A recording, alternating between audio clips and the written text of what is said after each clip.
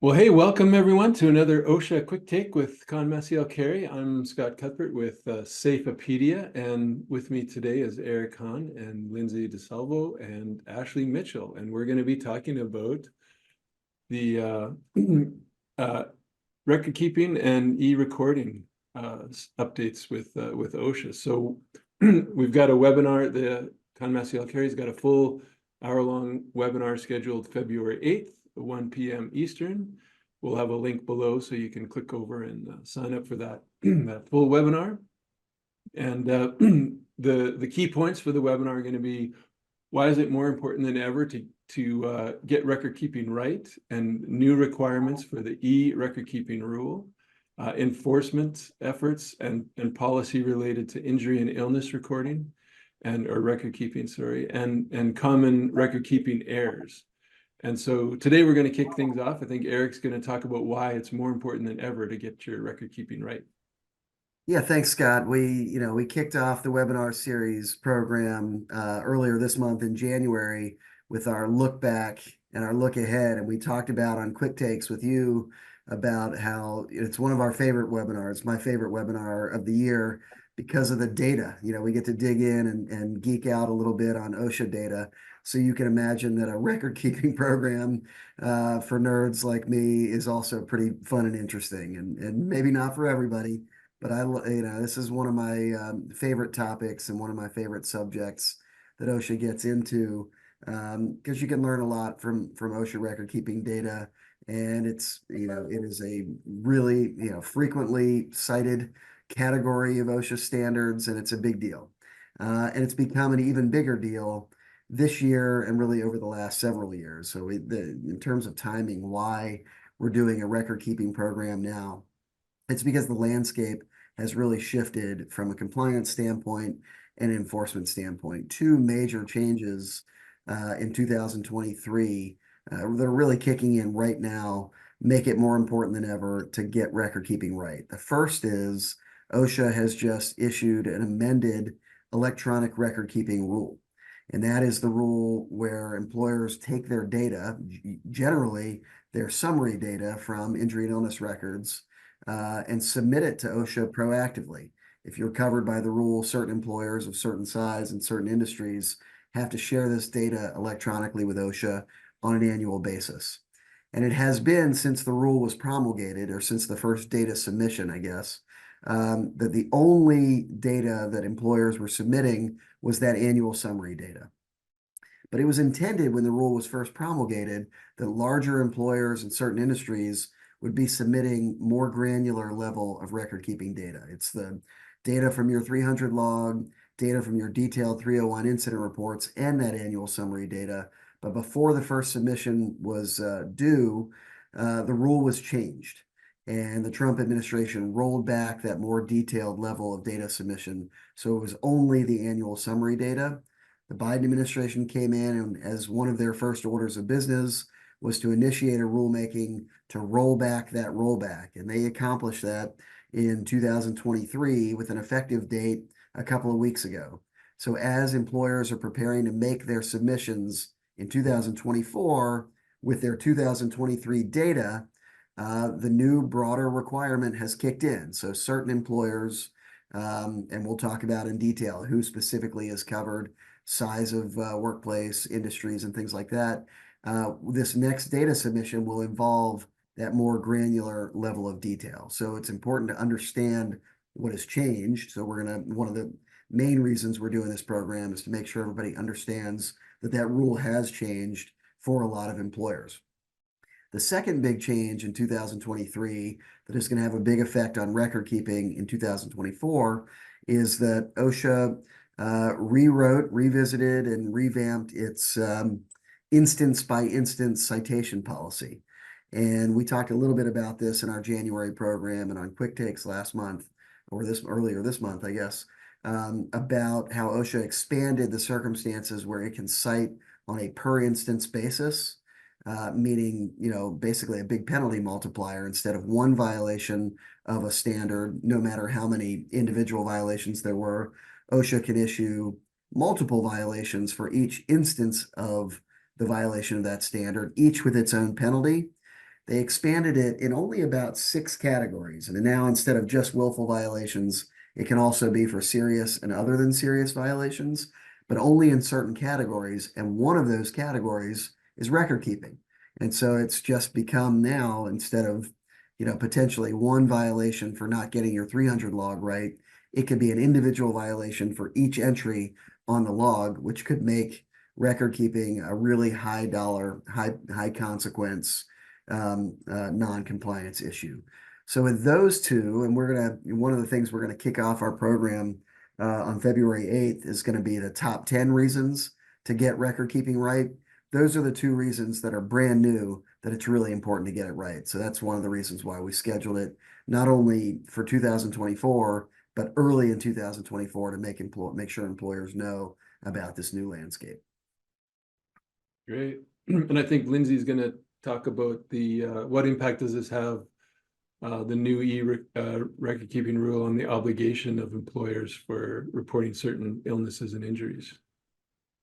Yep. Thank you, Scott. And just to sort of add to what Eric was saying too, I think the other reason that we set this up for February is that, March 2nd, I believe, is the deadline to submit all of that new data. So we also wanted to make sure that we were talking about this subject in advance of that data submission deadline. And that sort of, I think, leads well into why it's important to make sure you really understand what the record keeping obligations are under, the OSHA record keeping standard. So in this webinar, we're also going to spend some time reviewing how to properly record and what to think about in evaluating whether an injury or illness is recordable in the context of not only having to submit this data to OSHA, who is going to be scrutinizing it, but also the fact that the data submitted to OSHA is going to be publicized. And so, now you're getting to a more granular level of data, as Eric was pointing out, and, 300 log information, 301 incident report information is going to be publicized as well now. So, making sure that you understand the process for determining whether something is recordable and then how to record it. Both of those things are going to be really, really important. And both of those things can be pretty complicated. There are certain elements that have to be considered in determining whether a case is recordable. And we'll talk a little bit about sort of the things that we see most often that are challenging in determining whether a case is recordable, like work-relatedness. And then we'll also talk about how to record a case and some of the common issues that we see in the way that cases are recorded. Because again, you want to get it right from a potential enforcement perspective and an obligation to do so, but also now you have this additional level of scrutiny from both OSHA and the public that you need to consider in sort of closely evaluating how your logs are being completed. Yeah, and to that point about getting it right, we keep talking about getting it right. Getting it right means sort of both sides of the ledger, right? It's making sure you're recording what's required to be recorded, but also not over recording. We see a lot of folks, and this was sort of the old, maybe a little bit of the old mentality with record keeping was, if it's a close call, just put it on the log. And that was fine when the log was private, and that was fine when the log was only shared with OSHA during an inspection, or if you were selected for the BLS survey. But now that you're sharing it proactively, and now that that OSHA is publishing it on its website, and now that they're using that data in a very specific way to target, employers for selection for inspections and things like that, over recording has some real negative consequences now too. And we'll never tell anybody to not record something that belongs on the log, but take a hard look at those close call cases. And if it's not recordable for whatever reason, we're no longer erring on the side of recording. If it's a close call, scrutinize it and get it right, and make sure that you're not increasing your numbers unnecessarily. Right. And we'll talk a little bit about that as well, because that is certainly OSHA's position too, that when in doubt, you record. Right. But that position was also developed based on this being a no fault standard. that things were going to be on your log that maybe weren't within the employer's control or the employer's fault, but it's okay because, you know, we see this as a no fault standard and we will treat it accordingly. And that's not really the case anymore. Certainly with this e-record keeping rule and, you know, the most current iteration of it, employers are being held accountable for what's going on their log. So I think that's a very good point, something we will definitely focus on.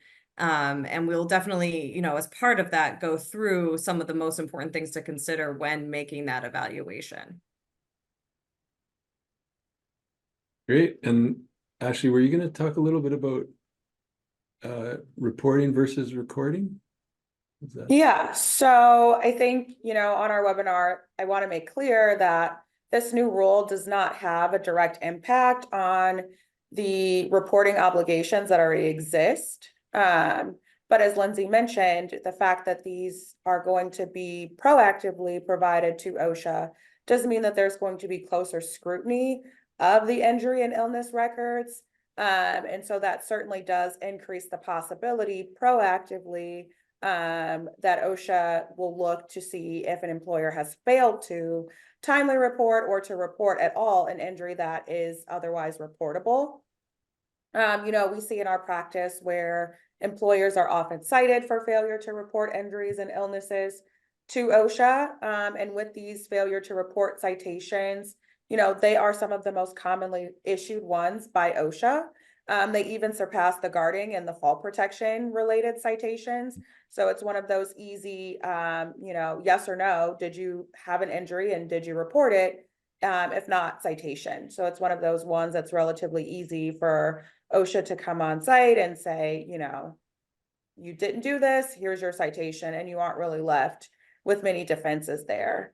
You know, and the alternative, reporting a severe injury or illness, you know, could lead to an OSHA inspection. And, you know, from what we've seen, a vast majority of inspections do result in citations. So it's really important here to also evaluate, you know, whether or not an injury is reportable, what the time frame is for reporting, and then making that report as accurately as possible. Especially knowing that OSHA will be able to go back and reference your 300 logs with any injuries or illnesses that may have been reported or were not reported and OSHA thinks should have been reported. Yeah. And so in this webinar, we will, you know, also discuss common reporting mistakes, just because the stakes are certainly higher now that you are proactively providing those 300 logs. And then we'll give some tips on how to avoid those common reporting mistakes, and how to properly navigate the reporting requirements, and the response to OSHA, you know, what should be reported and the time frame that it should be reported. Well, that's great. This sounds like a must-attend webinar, February 8th, 1 p.m. Eastern. Again, we'll have the link down below. And as always, really appreciate you guys joining today for a quick take, little highlight of what's to come, and just helping people understand what those new requirements are and how to be prepared. So again, February 8th, it's the OSHA record keeping, e-recording, and reporting. And we'll, like I say, have the link below. Thanks. See everybody there. Thanks, everyone. Thanks, everyone. Thanks.